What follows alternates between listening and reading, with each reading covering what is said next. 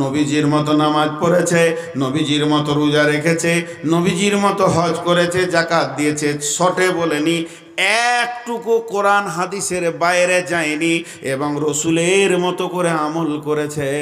ইখলাসও ঠিক ছিল, আল্লাহকে রাজি করার উদ্দেশ্যে করেছে, শুধু তাবলীগ করেনি, তাবলীগ করেনি।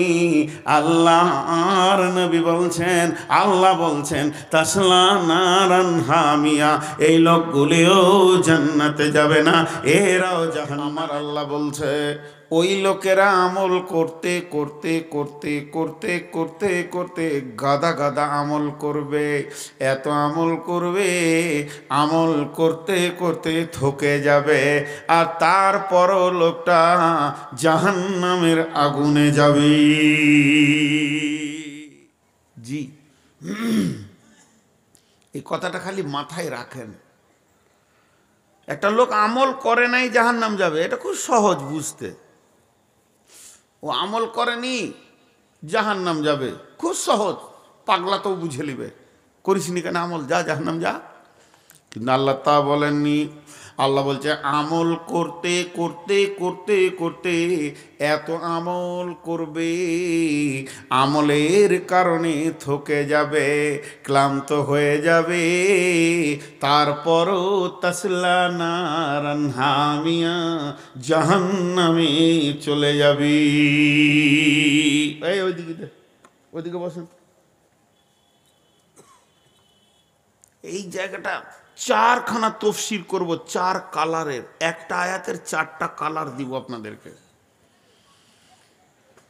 কিন্তু একটা জিনিসকে আগে বুঝে নিতে হবে, মালটা একটা জিনিসকে আগে বুঝে নিতে হবে, এটা খুব গুরুত্বপূর্ণ বিষয় বলছি। যতগুলো নবী পৃথিবীতে এসেছিলেন, যতগুলি নবী পৃথিবীতে এসেছিলেন, কেউ বলছে 1,24,000, কেউ বলছে 1.5 লক্ষ, আল্লাহ জানে আসলটা। তিনি কতজনকে এই সার্টিফিকেট দিয়েছেন তিনিই জানেন। কিন্তু আমি একবার বলছি কিছুক্ষণ বোঝানোর জন্যে, যে ধরেন 1.5 লাখ কি 1,24,000, সব নবীকে একদিকে রাখেন পাল্লাতে, একটা নবীকে একদিকে রাখেন, সেটা হলো নবী মুহাম্মদুর রাসূলুল্লাহ। তিনি সমস্ত নবীদের ইমাম, ইমামুল আম্বিয়া। এবার মজার কথাটা কি, রাসূলুল্লাহ সাল্লাল্লাহু আলাইহি সাল্লামের যে উম্মত, আমরা কোন নবীর উম্মত? নবী মুহাম্মদ রাসূলুল্লাহ সাল্লাল্লাহু আলাইহি ওয়াসাল্লাম উম্মত। এর আগেরটা ছিল ঈসা। ঈসা থেকে নিয়ে আদম পর্যন্ত যত নবী এসছে, মা বোন, হে আমার বেটি, তুমি করে বলছি, রাগ করিও না, তোমরা যারা পড়াশোনা করেছো, শিক্ষিতা, একটু ধ্যান দিয়ে শোনো, এখানটা বুঝে আসবে। আদম থেকে নিয়ে ঈসা পর্যন্ত যত নবী এসছে, তার উম্মতকে আল্লাহ কোরআনে উম্মত বলেননি, কি বলেছেন? কম। কথাটা বুঝাতে পারলাম? কি বলেছেন? কওমে মুসা, কওমে হুদ, কওমে সলে, কওমে ঈসা, কওমে দাউদ, কওমে সুলাইমান। প্রচুর ডিস্টার্ব করছে তো। এগুলো হলো কম। কম শব্দের অর্থ হলো গোষ্ঠী, কম শব্দের অর্থ হলো গোষ্ঠী। সেই জামানাগুলো এমন ছিল, একই জামানাতে 100-200 নবী ছিল। বাপ নবী, বেটা নবী, ভাই নবী, দাদা নবী, সালা নবী, দুলা ভাই নবী, এইভাবে যেন একই সঙ্গে সব নবী ছিল, কিন্তু তাদের আলাদা আলাদা গোষ্ঠী ছিল। এবার হলো নবী, আর হলো দাওয়াতে তবলিগের কাজ। তবলিগের কাজের দায়িত্ব ছিল কাদের ওপরে? নবীদের ওপরে, পাবলিকের ওপরে ছিল না। পাবলিকের জন্যে মাপ ছিল, কিন্তু তবলিগের দায়িত্ব ছিল কাদের ওপরে? নবীদের নবীদের ওপরে নবীরা তবলিগ করবে। নবীরা ভিটা পলাশ বোনার নবী আসবে সম্বলপুরে তবলিগ করতে, ওর সাথে 20-50 জন লোক থাকবে, তারা হচ্ছে কম। তাদের কি কাজ ছিল? নবীকে সাহায্য করবে, তার হাত পা দেবে, গোসলের পানি এনে দেবে, খাওয়ার রেডি করে দেবে। সে যেদিকে যেতে বলবে অমুককে ডেকে নিয়ে আয় তো এনে দেবে, একে ডাক ওকে ডাক, এটা কর। এদের কাজ ছিল নবীর তাবেদারি করা, আর তবলিগের কাজটা দায়িত্ব ছিল নবীদের ওপরে, কারণ এটা পাবলিকের দায়িত্ব ছিল না। যেহেতু একটা ঘটনা থেকে বোঝা যায় হযরতে নবী মুসার জিভটা যখন পুড়ে গেল তো তোতলা হয়ে গেল, কথা বললে মানুষ বুঝতে পারতো না। তখন নবী মুসা বললেন, ও আমার মাবুদ, আমি তবলিগ করতে যেছি তো আমার কথা কেউ বুঝতে পারছে না, তো আমার ভাই হারুনকে আমার সঙ্গে দিয়ে দেন, সে তবলিগ করবে। আমার রব বললেন, তোর ভাই হারুনকে আমি নবী করিনি, অতএব কাজ হলো নবীদের কাজ, ওকে কাজের ডিউটি দেওয়া যাবে না। তবে ওকে আমি নবুয়তি আগে দিব, আগে সার্টিফিকেট দিব, তারপরে আমি দায়িত্ব দিব। তার মানে এখান থেকে বোঝা গেল যে তবলিগের কাজ নবীরা করবে আর পাবলিক করবে না।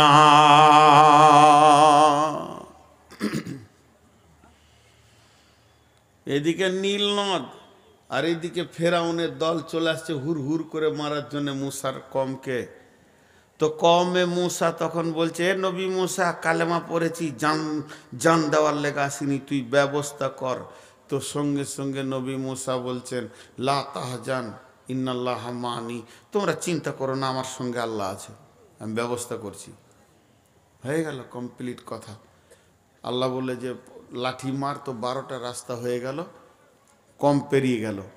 রাখেন সব নবীগুলোকে এবার সরিয়ে দেন, আমাদের নবীটাই আছেন। আমরা কি কমে মুহাম্মদ না উম্মতে মুহাম্মদ?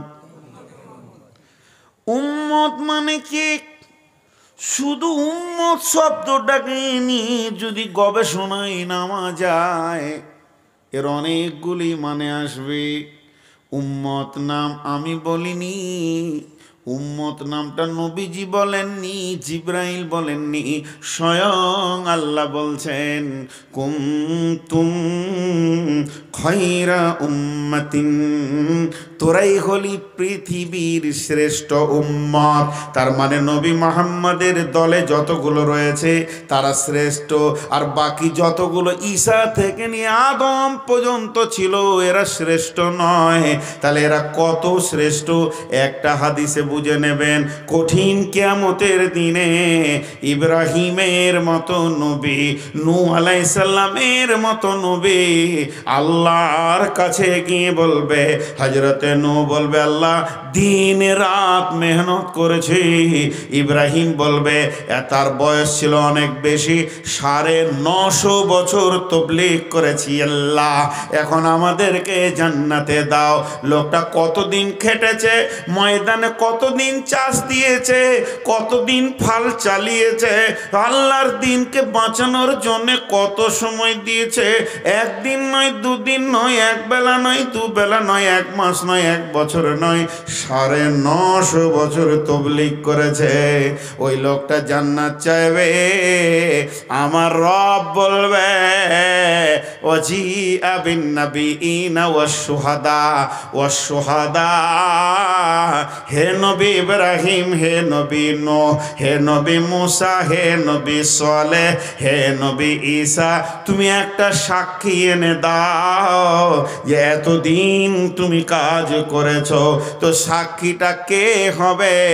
না উম্মতে মুহাম্মাদি হবে। আমরা পরে এসেছি, তারপরও আমাদের সাক্ষী ছাড়া অন্য নবী জান্নাতে যাবে না। দেখেন সাক্ষী দেওয়ার লাগে দাঁড়িয়ে গেছে এসে, ওকে যে বসতে হবে ওর মাথাতে হুঁশ নাই, ওটা ওরও হুঁশ নাই।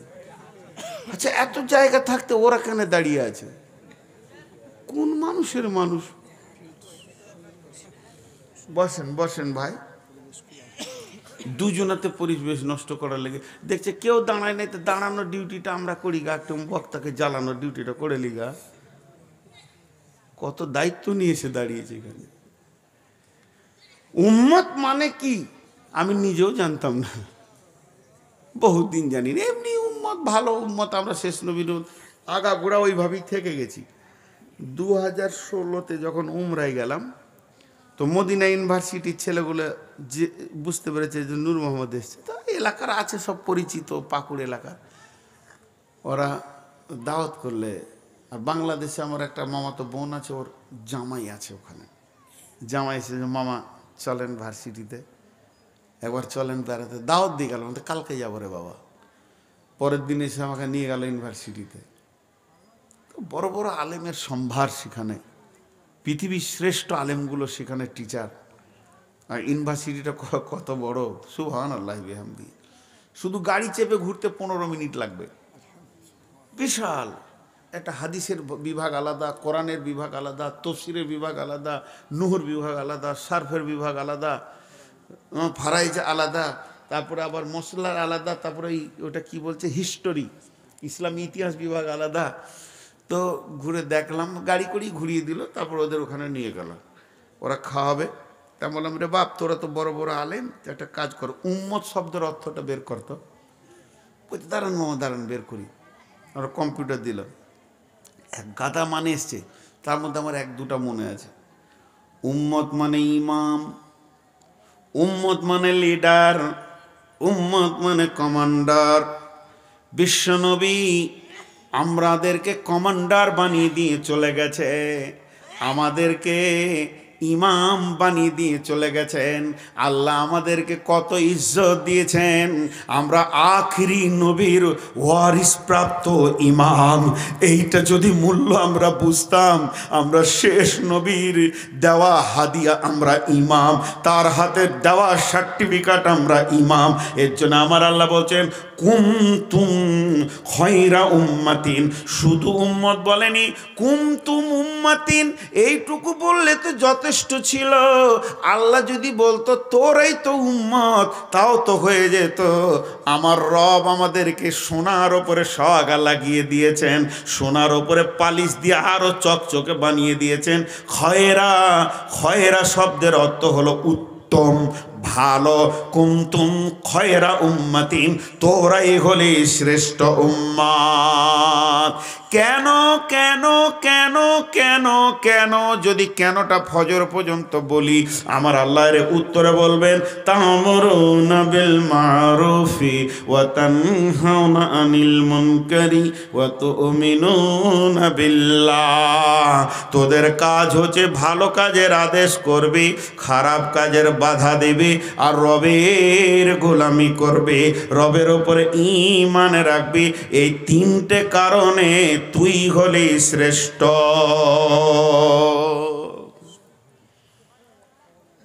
একটা ছেলে প্রাইমারিতে পাস করেছে, তো হাই স্কুলে ঢুকলো।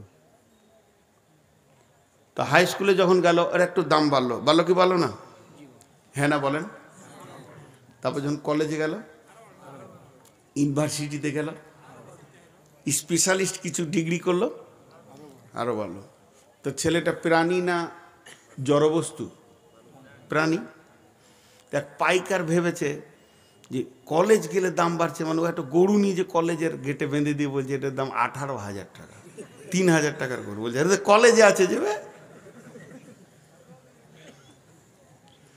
গরুর দাম বাড়ে যত মাংস বেশি থাকবে, আর মানুষের দাম বাড়ে যত এইখানে মাল থাকবে। ঠিক না ভুল? আমাদের ওখানে একজন ওস্তাদ ছিলেন, ওনাকে বলা হতো আসাতিজার আসাতিজ, আইনুল বাড়ির শিক্ষক। 130 বছর বয়সে পৃথিবী থেকে গেলেন।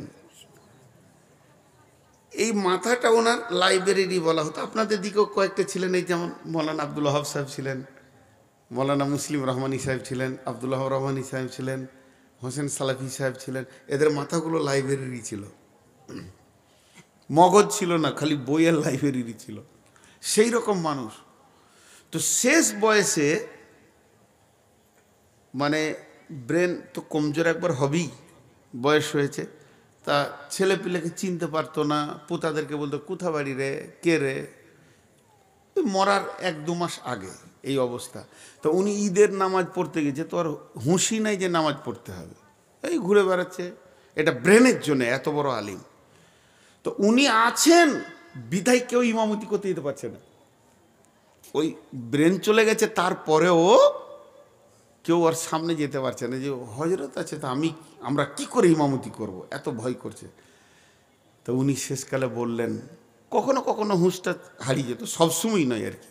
আমি নিজে দেখলাম, আমি কলকাতা গেলাম, হাফেজ আইনুল বাড়ি যখন ইন্তেকাল হবে তার 4-5 মাস আগে কোনো কাজে আমি মাইক কিনতে গিয়েছিলাম, ওখানে থাকলাম। তো আমাকে চানাচুর বিস্কুট দিয়েছে মসজিদে, ওনার মসজিদই, মুসল্লিরা এনে আমি খেয়েছি। খানিক পর উনি এসছেন, আমি কিছুক্ষণ বায়ানও করলাম, উনি শুনলেন, দিয়ে বলছে নূর মোহাম্মদ তোমার বায়ান খুব ভালো লাগলো। দিয়েছে আমার পাশে বসে বাচ্চা ছেলের মতো উনিকে ছুঁড়ে ছুঁড়ে চানাচুর খেতে লাগলো। তখন ওর ভাতিজা ইশারা করছে, চাচার মাথা এখন ঠিক কম, এটা হয়।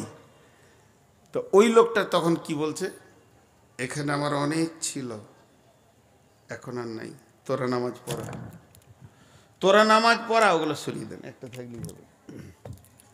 এখানে অনেক ছিল আর নাই, তোরা নামাজ পড়া, নাহলে আমার ভুল হয়ে যাবে, আমার রুকু সাজদা ঠিক রাখতে পারবো না। তো কথা হচ্ছে খয়রা উম্মাতিন, কেন আমরা খয়ের? আমাদের ওখানে একজন সেই ব্রিটিশ প্রেডের আমলেই ইংলিশে MA হিস্টোরি নিয়ে অনর্গল ইংলিশ বলবে, বড় বড় অফিসাররা ভয় খাবে, কিন্তু তাকে ওজন করলে 25 কেজি হবে। সারা জীবন প্রিন্সিপাল ছিলেন তিনি, এইটুকু সাইজের পাতলা মতো ছোট ছেলের মতো, রাস্তা দিয়ে হেঁটে গেলে লোক ভাবতে হতো কলেজে ছাত্র যেতে, অথচ উনি প্রিন্সিপাল ছিলেন। তাহলে মানুষের এই জায়গায় মাল লোড হলে দাম বাড়ে, আর গরুর বডিতে মাল হলে দাম বাড়ে। আর এই উম্মতের দাম অন্য উম্মত থেকে কেন? সেটা হচ্ছে এরা ভালো কাজের আদেশ করবে, খারাপ কাজে মানা করবে। তো এটা তো নবীদের কাজ, তো এরা পেল কী করে? ওই জন্যে তো আল্লাহ রসুলের আমাদেরকে কম বলা হয়নি, উত্তরসূরি বলে আমাদেরকে উম্মত বলা হয়েছে। এবার বুঝবেন কি করে? ওই ঘটনাটা মনে পড়লো, 2 মিনিট আগে বললাম, মুসা আলাইহিস সালামের কম কি বলল? ঈমান এনেছি, মরতে আসিনি। মুসা উত্তরে কি বলল? লা তাহজান ইন্নাল্লাহা মা'নি, হে আমার কম তোমরা ভয় করো না, আমার সঙ্গে আল্লাহ আছি। মুসা কি বলল? আমার সঙ্গে। আপনাদের বিরক্ত লাগছে নাকি ভাই? এবার চলেন আমার নবী কি বলছেন।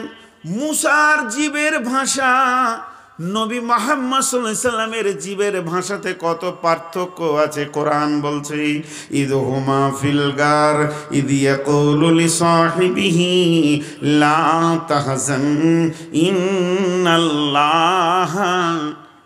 মা'না, ইন্নাল্লাহা মা'না। বিশ্বনবী আবু বকরকে নিয়ে চলে গেলেন গারে জাবালে নূরের উপরে, গারে শউরের ভিতরে ঢুকে গেলেন। আর তখন কাফেররা ঘেরে নিয়েছে, আর ওদেরকে দেখতে পেল না। আবু বকরের মুখটা ফ্যাকসা হয়ে গেছে ভয়ে, কি জানি ধরা খেয়ে যাব, আমরা মারা যাব নাকি। নবীজি উঠে বললেন, আবু বকর তোমাকে দেখে হতাশা মনে হচ্ছে। আবু বকর বলছে, ইয়া রাসূলুল্লাহ বেঈমানের দলেরা সব সামনে চলে এসেছে। আল্লাহর নবী বলছেন, আবু বকর রে লা তাহজান ইন্নাল্লাহা মা'না, তুমি চিন্তা করো না, তোমার আর আমার সঙ্গে আল্লাহ রয়েছে। মুসার সঙ্গে আমার নবীর কথার পার্থক্য পেলেন কিছু? বলেন পেলেন? হ্যাঁ, মুসা নবী বলল আমার সঙ্গে আল্লাহ রয়েছে, আর আমাদের নবী কি বলল? আমাদের সঙ্গে আল্লাহ রয়েছে। পার্থক্য হলো না? মুসা বলছে আমার সঙ্গে আল্লাহ রয়েছে, আর বিশ্ব নবী কি বলছেন? আমাদের। তার মানে যতটা পরিমাণে আল্লাহ নবীর সঙ্গে রয়েছে, ততটা পরিমাণ আবু বকর উম্মতের সঙ্গে রয়েছে। বিশ্বনবী মরার সময় বলেছিলেন, আজরাইলকে আমার ঘর ঢুকতে দিব না। তার কারণ আজরাইলকে আল্লাহ বলেছিলেন যে আমার নবী পারমিশন না দিলে তার ঘর তুই ঢুকবি না। পৃথিবীর সব ঘরের ওর পাশ কাটা আছে, যত বড় মাস্তান হোক ও ঢুকবি।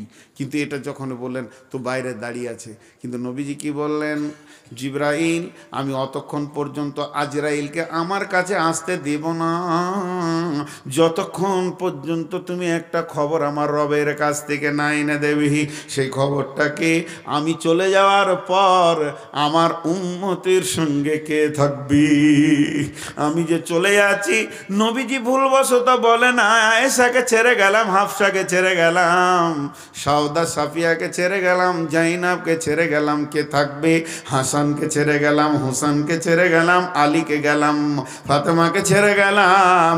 নিজের গোষ্ঠী কমের কথা না বলে বিশ্ব উম্মতের কথা বললেন, হে জিবরাইল আমি চলে যাওয়ার পর আমার উম্মত এতিম হয়ে যাবে, আমার উম্মতের মাথায় হাত দিয়ে ছায়া করে কে থাকবে? জিবরাইল আমিন যখন ফিরে এলেন বলেন, ও দয়ার নবী গো আপনি নিশ্চিত হয়ে যান, আমার রব আপনার রব বলেছে স্বয়ং আমি নিজে তাদের সঙ্গে থাকব। নবীজি বললেন এবার চলো আগিয়ে যায়। তাহলে আমাদের সঙ্গে আল্লাহ আছে, এই কাজ যতজন করবে আল্লাহ তার সঙ্গে থাকবে। আমরা কাজ বুঝি নেই, আমাদেরকে পাঠানো হয়েছে যে কাজ করতে, সে কাজ আমরা করছি না। মা বোন মাত্র 10টা মিনিট আপনারা যদি ধৈর্য ধরেন, এবার মেয়েদের কিছু ঘটনা আসবে, পুরুষদেরও আসবে, মেয়ে আর পুরুষ মিলে ঘটনাগুলো আসবে। তাবলিগ শুধু পুরুষরা করবে না, মেয়েরাও করবে। মেয়েদের তাবলিগ আলাদা, পুরুষের তাবলিগ আলাদা। তাবলিগ করলে কি লাভ আছে খালি এটা বলে নিই। তারপরে আমি যে আয়াত আপনাদের সামনে পড়েছি, বিসমিল্লাহির রহমানির রহিম, আমার হাতের দিকে তাকান। আল্লাযীনা আমানু ওয়া হাজারু ওয়া জাহাদু ফি সাবিলিল্লাহি বিআমওয়ালিহিম ওয়া আনফুসিহিম। মা আমার, বোন আমার, খালা আমার, বেটি আমার, ওরে আমার বন্ধুগণ একবার কান করে শুনেন। আল্লাহ আমাদেরকে 5টা ডিউটি বলছেন এই আয়াতে। অন্য আয়াতে যা বলেছেন, আজকে যে আয়াতের তাফসীর করছি সূরা তওবা থেকে, এই আয়াতে আল্লাহ আমাদেরকে 5খানা ডিউটি দিয়েছেন। 1 নম্বর আল্লাযীনা আমানু, 2 নম্বরে ওয়া হাজারু, 3 নম্বরে ওয়া জাহাদু ফি সাবিলিল্লাহি, 4 নম্বরে বিআমওয়ালিহিম, 5 নম্বরে ওয়া আনফুসিহিম। এই 5টা কাজ আমার রব আমাদেরকে দিয়েছেন, আর সঙ্গে সঙ্গে 5খানা আমাদেরকে প্রাইজ দেবেন সেটা বলে দিয়েছেন। 1 নম্বরে আ'যামুদ দারাজাতান ইনদাল্লাহি, 2 নম্বরে ওয়া উলাইকা হুমুল ফাইজুন, 3 নম্বরে বাশিরুহুম রাব্বুহুম বিরাহমাতিন, 4 নম্বরে ওয়া রিদওয়ানি ওয়া জান্নাতিন লাহুম, আর 5 নম্বরে ওয়া নাঈমুম মুকিম। আল্লাহ এবার বলেন খালিদিনা ফিহা আবাদা ইন্নাল্লাহা ইনদাহু আজরুন আযীম। এই 5 10টা কথা যদি শুনেন, আমি কোনোদিন এইভাবে কসম খেয়েছি কি জানি না, আল্লাহর কসম এই কাজে যে কত লাভ আছে এটা বুঝে নেবেন। আমি বললাম যে আজকের পরিবেশ মালদাতে এক অনন্য পেয়ে গেছি। লোক কম হোক, যে কটা আছে ইমানদার আছে, লোক কম হোক, এইটাই জালসা, এইটাই জালসা, এরকম চাইছে দিন। আর যেগুলো হই চই এটা জালসা নেই। মা বোন এরকম মন দিয়ে শুনছে, খালি এইখানে 2-3টে মেয়ে বক্তা আছে, বাকি সবাই শুনছে। এতগুলো মেয়ে মুখ খুলেনি, এখানে একটা মেয়ে মেশিনের মতো চলছে। বসেন, মেয়ে ছেলে এরকম হবে, আপনার বউটা কেমন, তাহলে চুপ থাকেন। আমাকে অনেক জায়গায় বলে যে হুজুর মেয়েগুলোকে চুপ করে দেন। বলে আমার নিজের বউ কি পারি না, লোকের বউ কেন বলতে হবে কমকায়? চুপ করে বসে থাকেন। ও জিনিস আলাদা জিনিস, বাপ শাসন করতে যেন না, আবার 25খানা বলে দেবে কচকচ করে। হ্যাঁ, যেমন আছেন থাকেন, রাগ করিয়েন না। এই খালি 5 10টা বলবো, কিন্তু একটা জায়গায় পেন্ডিং রেখে দিয়েছি, আমিলা তো নাসিবা তাসলা নারান হামিয়া। একটা আয়াতে 4টা কালার খালি দেখিয়ে দিই, তারপরে এটাকে শুরু করব। তর্জমাটা খালি বলে দিই, তারা গাদা গাদা আমল করবে, দিয়ে জাহান্নামে যাবে।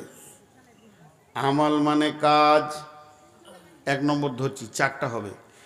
আমল মানে কাজ, তাহলে যত কাজ আছে সবগুলোকে আমল বলা যায়। আমলের আরবি হচ্ছে কাজ, যে কাজ করবে। যদি বাংলাতে লেখে তুমি কাজ করেছো কি, আরবিতে ওই কাজের জায়গাটাতে আমল আসবে, তাহলে আমল মানে হলো কাজ। তাহলে কাজ বলতে ভালো কাজও কাজ, খারাপ কাজও কাজ। নামাজ পড়া যেমন কাজ, চুরি করা তেমনি একটা কাজ। অতএব যারা খারাপ কাজ করতে করতে চুরি, বেঈমানি, জুয়া, মাতালি, তাস, লুডু, দাবা, মদ, জেনা, ব্যভিচার, বেপর্দা, রান্ডি, বেশ্যা, এরা যে কাজের মধ্যে মশগুল হয়ে রয়েছে, আল্লাহ বলছে আমিলাতুন নাসিবা, এরা খারাপ কাজ করতে করতে করতে করতে থকে যেছে। রাত 1:30টা পর্যন্ত জুয়া খেলে যখন উঠছে তখন বলছে মানে থকে গেছে, এত জুয়া খেলেছে। তারপর আমিলাতুন নাসিবা তাসলা নারান হামিয়া, এত কাজের পরও জাহান্নামে যাবি। নাম্বার 2, আমিলাতুন নাসিবা, তারা নফল নামাজ পড়ে ঢেরি লাগিয়ে দেবে। 2 দিন আগে শবে বারাত চলে গেল, সারা সারা রাত গজল কিরাত, আবার গোরস্থানে আলো জানানো, হালুয়া রুটি। আমি ছিলাম পূর্ণিয়াতে, একটা গোরস্থান বাতি জ্বালিয়ে দিয়ে আলো করে দিয়েছে, আর গোরস্থানে গিয়ে বিড়বিড় বিড়বিড় বিড়বিড় করে মা বাপের জন্য কি দোয়া করছে তারা জানে, তাদের আল্লাহ জানে। আর ধূপ জ্বালিয়ে সেন্টে যেন রাস্তা পর্যন্ত মহমা করছে। সারা সারা রাত তারা জেগেছে, 2 রিকাত 4 রিকাত 10 রিকাত নফল যে যেমন পেরেছে পড়েছে। সকালবেলায় যখন উঠছে ফজর পড়েনি, ক্লান্ত হয়ে গেছে। ওকে যদি জিজ্ঞেস করেন তোর তো 5টার সময় আসার কথা ছিল, আসতে পারলি না কেন? বলে গত রাত্রিতে শবে বারাত পালন করতে গিয়ে ক্লান্ত হয়ে শুয়ে গেছি। তার মানে এরা আমল করেছে, আমলের ভিতরে কোনো দলিল ছিল না। তারপরে তাজিয়া নিয়ে একটা গ্রাম ঘুরছে, হায় হোসেন করে করে তারা বুককে ফাটিয়ে দিছে। এটা অত বড় ক্লান্তির কাজ, ছুরি বটি গায়ে মেরে রক্তাক্ত হয়ে গেছে, তারা ক্লান্ত হয়ে গেছে। আমিলাতুন নাসিবা, এত আমল করছে। আমাদের ওদিকে একটা দল হাঁটতে হাঁটতে পায়ে জুতা নেয়নি, এই গ্রাম ওই গ্রাম সে গ্রাম হায় হোসেন করবে। রাস্তায় আস্তে আস্তে ক্লান্ত হয়ে তারা একটা গাছের নিচে পতাকাটা রেখে দিয়ে সব আরাম করছে, তার মানে ক্লান্ত হয়ে গেছে। আমিলাতুন নাসিবা, ওদের মধ্যে একজনকে ডাকেন দিয়ে বলেন ভাই তুমি ক্লান্ত কেন? সঙ্গে সঙ্গে চোখের পানিতে বলবে আহলে বায়তের উপরে মহব্বত দেখেছি, হাসান হুসেনের উপরে মহব্বত দেখিয়ে চোখের পানিতে থাকতে পারছি না। তারা ভালো মনে করে করছে, কিন্তু একটা আমলে না আল্লাহর সাপোর্ট আছে, না রসুলের সাপোর্ট আছে, না দলিল আছে। আল্লাহ বলছে এত আমল করলো, নেক আমল মনে করে তারা গাদা গাদা আমল করে থকে গেল। আমিলাতুন নাসিবা তাসলা নারান হামিয়া, এরপরও তারা জাহান্নামে যাবে। 2 নম্বর হলো। 3 নম্বর, আমরা আহলে হাদিস, আমাদের কোনো গুনাহ নাই, আমাদের কাছে শিরক নাই, বিদআত নাই। যেমন নবীজি আমল করেছেন ওই রকম করে আমল করব। পুঙ্খান্ন আমল করলাম, জিন্দেগিতে এমন আমল করলাম না যেটা নবীজি করে নাই। একদম নবীজির মতো করে নামাজ পড়লাম, নবীজির মতো করে আমরা রোজা রাখলাম, নবীজির মতো করে উজু করলাম। জীবনের সমস্ত আমলগুলো সহি হাদিস থেকে করেছি এবং কোরআনের লক্ষ্যে করেছি। তিল পরিমাণ কোরআন আর হাদিসের বাইরে যায়নি। এরপরও আমার রব বলছে তাসলা নারান হামিয়া। এত আমল করার পরও সে জাহান্নামে যাবে। তার কারণ তার দিলের ইখলাসটা খারাপ ছিল, নিয়তটা খারাপ ছিল। নিয়তে তার গড়বড়ি ঢুকে গেছিল। রসুলের মতো করে নামাজ পড়েছে, কিন্তু মনে মনে করেছে আমার মতো সহি নামাজ কেউ পড়তে পারে নাই, আমি তো একমাত্র নামাজি, বাকি কটা সব ভুল। এই যে ও ভেবে নিয়েছে নিজেকে আপনার কিনা ইখলাসের বাইরে নিয়ে চলে গেছে, জিন্দেগির আমলকে বরবাদ করে দিয়েছে। অনেকে লাখ লাখ টাকা দান করে, মাইকে নাম নিয়ে নেয়, নারে তাকবীর না বললে দিবে না, হই হুল্লোড় করে। কিয়ামতের মাঠে তারা 0% দেখবে। এই যে টাকাগুলো আসছে, কোনো নাম নাই, কোনো শব্দ নাই, কিয়ামতের মাঠে 100% পেয়ে যাবে। অতএব আমিলাতুন নাসিবা তাসলা নারান হামিয়া, এরপরও জাহান্নামে যাবে। এটা 3 নম্বর হলো। এবার চলেন 4 নম্বর। নবীজির মতো নামাজ পড়েছে, নবীজির মতো রোজা রেখেছে, নবীজির মতো হজ করেছে, যাকাত দিয়েছে, শর্টে বলেনি, একটুকু কোরআন হাদিসের বাইরে যায়নি, এবং রসুলের মতো করে আমল করেছে। ইখলাসও ঠিক ছিল, আল্লাহকে রাজি করার উদ্দেশ্যে করেছে। শুধু তাবলীগ করেনি, তাবলীগ করেনি। আল্লাহ আর নবী বলছেন, আল্লাহ বলছেন তাসলা নারান হামিয়া, এই লোকগুলিও জান্নাতে যাবে না, এরাও জাহান্নামে যাবে। বিশ্ব নবী উদাহরণ দিচ্ছেন, হে আমার সাহাবীর দল, তোমাদেরকে একটা প্রশ্ন করছি, উত্তর দাও। সাহাবীরা রেডি হয়ে আছেন, নবীজি কি বলতে চান? বলে মহাসমুদ্রের ভিতরে যদি একটা লঞ্চ বা স্টিমার চলে, সেখানে কেউ নিচে তলায় বাস করে, কেউ ওপর তলায়, দুতলায় বাস করে। এখন নিচে তলায় আছে গোসলের পানি, দুতলায় আছে খাবার পানি। নিচে তলার লোকেরা বারবার দুতলায় যায় খাওয়ার পানি আনার জন্যে। দুতলার লোকেরা বড় চালাক, ওরা বলছে দরজাটা লাগিয়ে হুড়কাটা মেরে দে, ওদেরকে আসতে দিস না, আমাদের ঘুমের ডিস্টার্ব করছে, আমরা দুতলায় এসিতে আছি, কেবিনে আছি, আরামে আছি, ওরা জেনারেল কম্পার্টমেন্টে আছে, ওরা বারবার বিরক্ত করছে। অতএব দরজায় হুড়কা মেরে দিল। এরপরে 2 মাথা মোটা গেছে, দরজায় ধাক্কা দিয়েছে, খোল ভাই, পানি পান করবো রে। একজন আর একজনকে ইশারা করছে, খবরদার খুলবি না, এখন আরাম করব। এক মাথা মোটা আর একজনকে বলছে, পানির জন্য কি ধাক্কা মারবি, চল নিচে যায়, ফুটো করলেই তো পানির অভাব নাই। একজন ছিনি ধরেছে আর একজন হাম্বার মেরেছে, খটাক করে উঠেছে। দুতলাওয়ালা বলছে কি হলো? বলছে ওরা পানির জন্য লিক করছে। আরে তো মাথা মোটা মাল। বিশ্বনবী বলছে কে মরবে বলো? ওরা যারা ফুটো করছে খালি ওরাই মরবে, আর যারা দুতলায় আছে কেবিনে এরা কি বেঁচে যাবে? বলে না, এদেরকেও মরতে হবে। তাহলে এদের এখন কাজ কি? বলে দৌড়ে গিয়ে ওদের পা দুটো জড়িয়ে ধরে বলতে হবে, বন্ধু ফুটাটা করিস না, পানি যা খাবি খায়, তোরা এটা করিস না, করলে তুইও মরবি, আমি মরবো। বিশ্বনবী বলছেন তোমাদেরকে আল্লাহ দিনের জ্ঞান দিয়েছে, দিনের বুঝ দিয়েছে। নামাজ কি, রোজা কি, নামাজ কি, মসজিদ কি, জাকাত কি, দরুদ কি, সলাত কি, নবী কি, আল্লাহ কি, রসুল কি, এটা বড় নিয়ামত আল্লাহ দিয়েছে। এই বোঝটা আর একজনকে দেয় নাই। অতএব যদি ওই নাস্তায় ঘুর ঘুর ঘুর ঘুর করে খৈনি ডলছে আর বিড়ি টানছে, এর পাটা যদি জড়িয়ে তুমি না ধরে মসজিদে আনো, কঠিন কিয়ামতের দিনে ওকে যখন গলায় লাগাম দিয়ে টান মারা হবে জাহান্নামের দিকে, ফেরেশতাকে বলবে দাঁড়া, আমার চাচা হাজি ছিল, একদিনও আমাকে বলেনি এটা মসজিদে চ, তবে আমাকে প্রতিদিন 3 বার করে বলতো কুমারগঞ্জ থেকে ওষুধটা এনে দে বাপ, ওষুধ শেষ হয়ে গেছে, তোর চাচির ওষুধটা এনে দে, মালদা থেকে এখানে পাওয়া যেছে না। আমার চাচা আমাকে 20খানা হুকুম করেছে, জিন্দেগিতে তার হুকুম সব মেনেছি, কিন্তু কোনো দিন আমার হাতটা ধরে বলেনি ভাতিজা রে মসজিদে আয়, তোকে না মসজিদে দেখলে আমার কলিজাটা ঠান্ডা হচ্ছে না। এই বলে যদি একবার ডেকে নিত আমি চলে আসতাম, কিন্তু আমার চাচা ডাকেনি। আমার আল্লাহ বলছেন তাসলা নারান হামিয়া, হাজার আমল করো তুমি রেহাই পাবে না, ভাতিজার সঙ্গে জুড়ে একসঙ্গে জাহান্নামের আগুনে দেয়া হবে।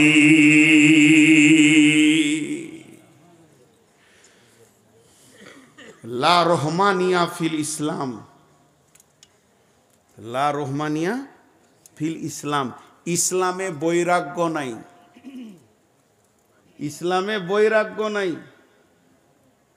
জি আরেকবার বলছি, ইসলামে বৈরাগ্য নাই। বৈরাগ্য কাকে বলে একবার বলবো, বুঝে নিতে হবে।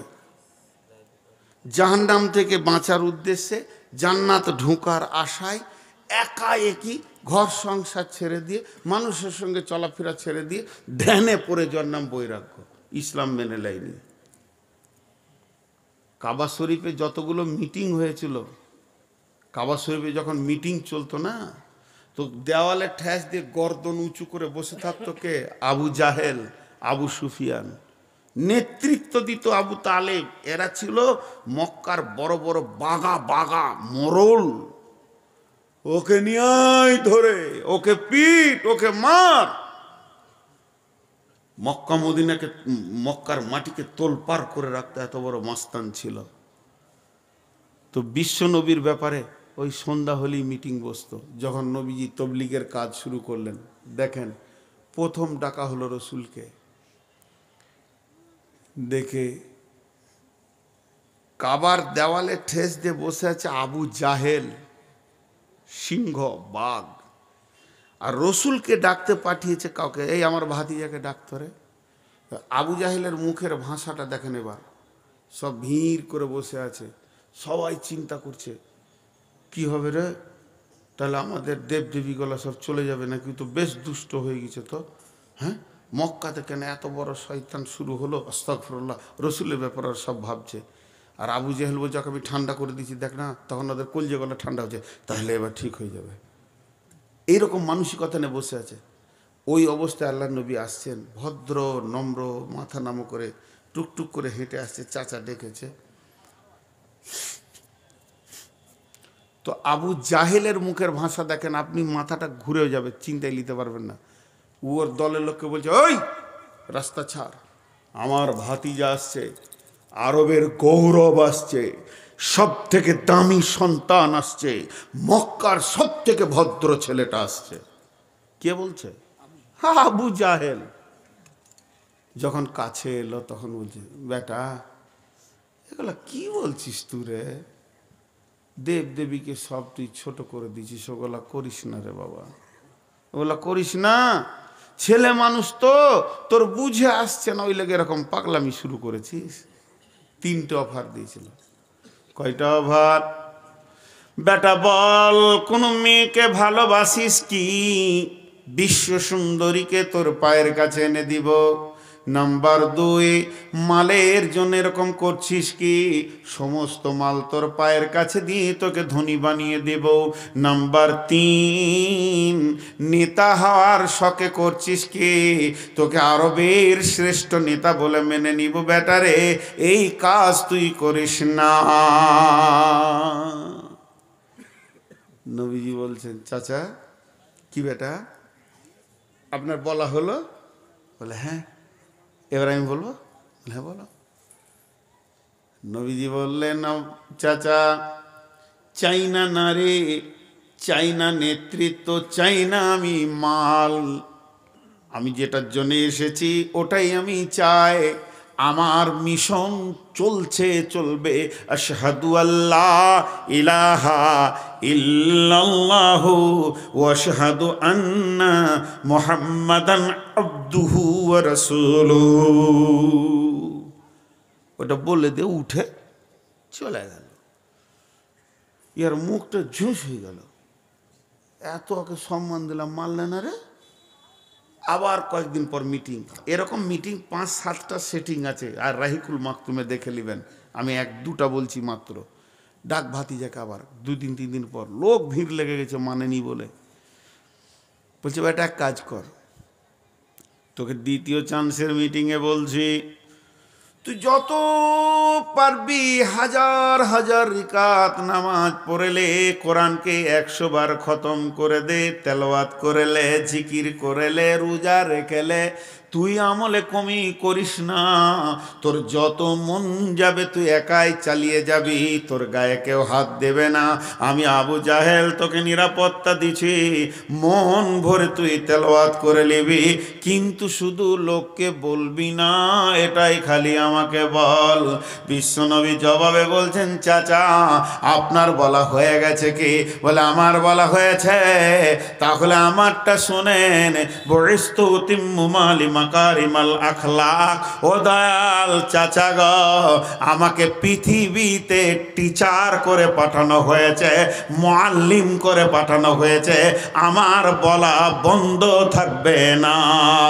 অতএব যে উম্মত বলা বন্ধ করে দেবে, সে উম্মতে মুহাম্মাদীর গণ্য হতে পারে না।